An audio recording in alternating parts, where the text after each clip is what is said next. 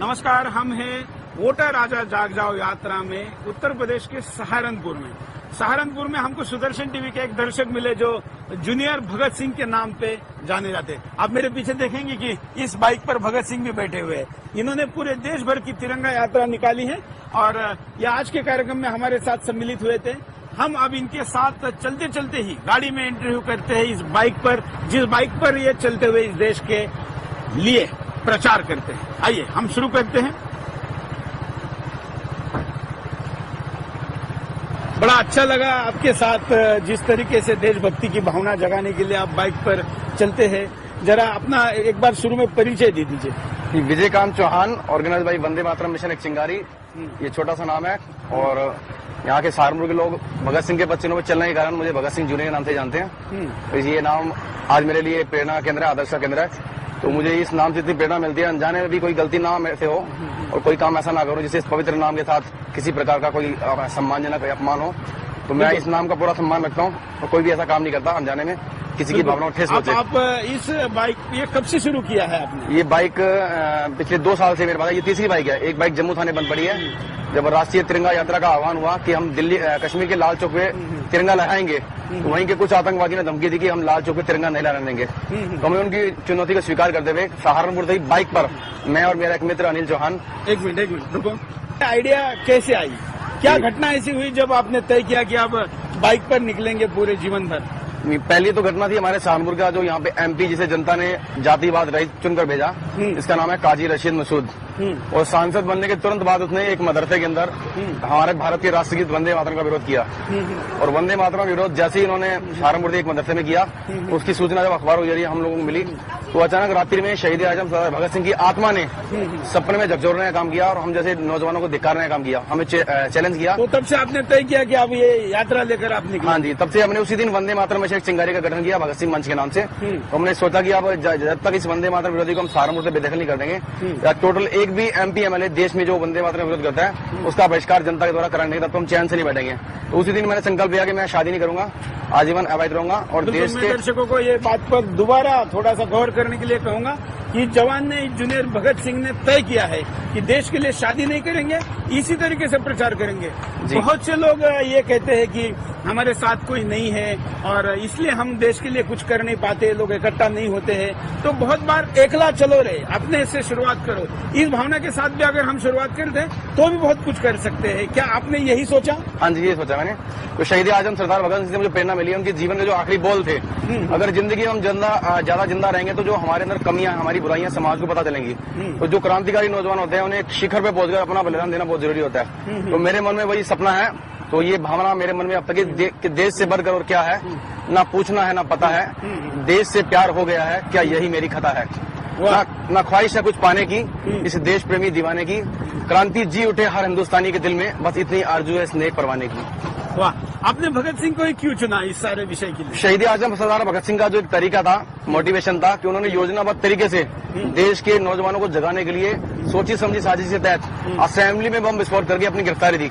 उनको पता था अगर मैं भाग गया तो मैं आतंकवादी कहलाऊंगा और नौजवानों में जो मुझे संदेश देना है मैं वो संदेश देने में कामयाब नहीं होगा। उनके बलिदान से आज हजारों नौजवान पूरे देश के अंदर खड़े हैं और उनके नाम को अपने साथ जोड़ के देश के लिए कुछ करने की भावना लेके चलते हैं। ये केवल उनका बलिदान ही था, उसी बलिदान के कारण पूरे देश के अंदर क्रांति का विस्फोट हुआ। हजारों नौजवान भगत सिंह बनने के लिए सड़कों पर उतर गए। बिल्कुल। तो क्या आज भगत सिंह की जिस तरीके से अनदेखी हो रही है, इस विषय के ऊपर भी आप दुखी महसूस करते होंगे? बहुत ज्यादा दुखी महसूस करते हैं। अब दुर्भाग्य से ये जितने भी शहीद हमारे क्रांतिकारी वीर हैं, उन सभी को हमारे राजनेताओं ने और सामाजिक संगठनों ने केवल बलिदान दिवस और जन्म दिवस पर प्रचार का माध्यम बनाने के लिए उपयोग करना सीख लिया है, लेकिन उनके पश्चिमों में नहीं चलते हैं। बात तो वो भगत सिंह की करते हैं। भगत सिंह के नाम का मतलब है एक क्रांति का विस्फोट, हलचल, देशद्रोहियों में टेंशन, भ्रष्टाचारियों में दहशत। तो ये जब हम भगत सिंह का नाम लेते हैं ऐसी चीजें हमारी आंखों के सामने आ जाती हैं। हम कल्पना करते हैं कि भगत सिंह का नाम यानी कि वो क्रांतिकारी जिसने देश के लिए कुछ करने के लिए अपने आप को प्राणों का निशान कर दिया और हंसते हुए फांसी का फंदा चुन लिया। आपने 2004 से इसको शुरू किया है, 4 जुलाई 2004। लेकिन जिस तरीके से पिछले 2 साल में देश में देशभक्ति की काफी बड़ी लहर जी, जी। चली है। बाबा रामदेव हो, अन्ना हाँ जी, हजारे हो या सुदर्शन टीवी का अभियान भी हो, जी, जी। क्या इसका आपको उपयोग हुआ है? बहुत उपयोग है। मैं दिल्ली भी गया, बाबा रामदेव के कार्यक्रम में रेगुलर जुड़ा हूँ। जब भी वो कोई कार्यक्रम करते हैं या कोई सूचना मिलती है, मैं हर जगह जाता हूँ। अन्ना हजारे के कार्यक्रम में कोई भी राष्ट्रवादी जो भी देशभक्त है, वो किसी भी संस्था जुड़ा हुआ है या किसी भी संगठन जुड़ा कर वो देशभक्ति की बात करता है, भारत माता की बात करता है, भ्रष्टाचार के विरुद्ध आवाज उठाता है। मैं उन सबके लिए बिना सोचे समझे हर समय उनके लिए अवेलेबल रहता हूँ। आपने लव जिहाद पर भी काफी कुछ काम किया है। लव इन जिहाद इस समय इस देश की सबसे बड़ी समस्या है, भ्रष्टाचार और तो देशद्रोह क्या से भी- है, जरा दर्शकों को भी वो समझाइए कि लव जिहाद आपको पहली बार कब महसूस हुआ और कैसे ये होता है? लव इन जिहाद सहारनपुर में सबसे बड़ी जो घटना थी, दीपिका जोली कांड। दीपिका जोली कांड में यहाँ पे एक हमारी देवबंद की युवती थी। इस युवती को योजनाबद्ध तरीके से कुछ मुस्लिम लोग जो पाकिस्तान, सऊदी अरब और ईरान जैसे लोगों के शहर पे काम करते हैं, उनको प्री प्लान ट्रेनिंग दी जाती है मदरसों के अंदर। जितने भी ये आतंकवादी लवन जिहादी गुंडे हैं, ये या तो टपोरी हैं, अनपढ़ गवार हैं और ये गलियों में रेगी लगाते हैं, कबाड़ी का काम करते हैं, पेंटर करते हैं, पेंटिंग करते हैं। इसके अलावा कंप्यूटर के बहाने या इलेक्ट्रिशियन के बहाने या टीवी ठीक करने वाले घरों में एंट्री करते हैं और अपना नाम बदलकर सोनू मोनू रख के माथे पे टिक्का लगाते हैं, गले में लॉकेट पहनते हैं, हाथ में कलावा पहनते हैं और योजनाबद्ध तरीके से हमारी हिंदू बहनों को हिंदू बन के गुमराह करते हैं, उन्हें अपने जाल बताते हैं। इसमें वशीकरण का, तंत्र मंत्र का सबका सहारा लिया जाता है। उसके अकॉर्डिंग जैसे कोई बात होती है तो लड़की को जब तक पता चलता है तब तक बहुत देर हो जाती है और निकाह नामे तैयार पड़ जाते हैं और प्री प्लान दिल्ली हज हाउस और बॉम्बे हज हाउस इसमें इन्वॉल्व है। अच्छा, हाँ जी। तो अभी तक सहारनपुर में कितनी हजार लड़कियां इसमें? 12,000 से ज्यादा लड़कियां जो मेरी नॉलेज में है, मेरी जानकारी में है, जो अखबारों की कटिंग में या टीवी चैनल पे आ चुकी हैं, वो इस समय 12,000 से ज्यादा लड़कियां हिंदू से मुस्लिम बन चुकी हैं योजनाबद्ध तरीके से। इसमें पुलिस प्रशासन ने कोई सहयोग नहीं किया क्योंकि हमारा कानून इस समय हमारे खिलाफ है। एक जिस बेटी को हमने मतलब बचपन से लेकर बड़ा 18 साल की उम्र तक पढ़ा लिखा बड़ा किया, 18 साल की उम्र के बाद कानून हमारा हार्ड काटा। एक किस्म से कहा जाएगा कि अपहरण का लाइसेंस हमारी सरकार ने हमारी बेटियों को करने का दे दिया है। इन लव इन जिहादियों को ये अपहरण का लाइसेंस है। इस बेटी को हमने पाला पोसा बड़ा किया 18 साल की उम्र के क्या बाद। इस विषय में आपको यहाँ के स्थानीय नेता कोई मदद करते हैं? कोई नेता मदद नहीं करता, केवल गोपनीय तरीके से नाम कमाना होता है। जब केवल आप जैसे लोग आते हैं नाम कमाने के लिए कहते हैं, इस बात को गलत कहते हैं, लेकिन योजनाबद्ध तरीके से कोई इसके पक्ष में, कोई इसके पर्दे पीछे आपको करता है। मीडिया का भी कोई सहयोग इसमें? मीडिया का केवल एक वर्ग जो केवल राष्ट्रीय चैनल से संबंधित नहीं है, पर्दे के पीछे सपोर्ट करता है, सामने आते डरता है। ये तो सामने आके किसी ने आपकी मदद की? सामने आके अभी तक किसी ने मदद नहीं करी इस शहर में। बिल्कुल। पर्दे के पीछे दुआएं करते हैं, हर घर में चर्चा होती है कि बच्चा अच्छा काम करता है। मैं रेगुलर कोचिंग सेंटरों में लोग क्यों आपको पूरा मदद नहीं कर पाते? यहाँ इस समय मुस्लिम लॉबी हावी है। एक तो हिंदू समाज में आपस में संगठन की कमी है और ऊपर के जो हमारे सीनियर लीडर हैं इस चीज को अवॉइड करते हैं। कानून हमारे खिलाफ है इसलिए डरते हैं। कोई सीनियर ईमानदार योजनाबद्ध तरीके से काम करने वाला एक नेता। ये मुद्दा केवल मुस्लिम हिंदू ना होकर एक तरीके से देश की सुरक्षा से जुड़ा हुआ है। जी जी तो इसको लेकर स्थानीय प्रशासन में कोई?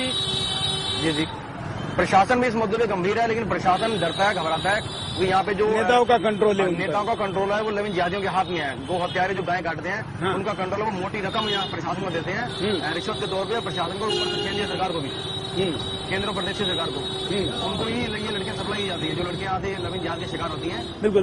लव इन जिहाद के साथ साथ आपने गाय के विषय पर भी जो काम किया है। गाय के विषय में मैंने योजनाबद्ध तरीके से प्री प्लान हल्ला बोल अभियान के अंतर्गत यहाँ अभियान छेड़ा। तो मैंने छोटे छोटे बच्चों का ऐसे सहारा लिया, छोटे छोटे बच्चों को ट्रेनिंग दी, जासूसी की कि आपको करना क्या। अक्सर यहाँ पे लोगों को जानकारी है कि हमें करना क्या है। लोग कहते हैं कि आज देश में आतंकवाद बढ़ रहा है, भ्रष्टाचार बढ़ रहा है, हत्या हो रही है, लव इन जिहाद बढ़ रहा है, धर्मांतरण हो रहा है। वो लेकिन उसके कारण ही बताना इसका जिम्मेदार होना, ये कोई बताते नहीं उनको।